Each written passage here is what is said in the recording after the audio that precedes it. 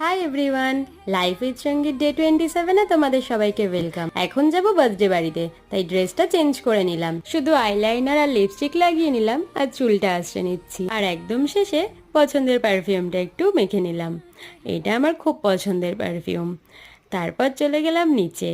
কিট্টু ভাবছে আমরা সবাই রেডি হয়েছি মানে ওকে নিয়েই কোথাও ঘুরতে যাওয়া হবে, তাই ও খুব খুশি। কিন্তু ও জানে না যে ওকে রেখেই যাওয়া হবে।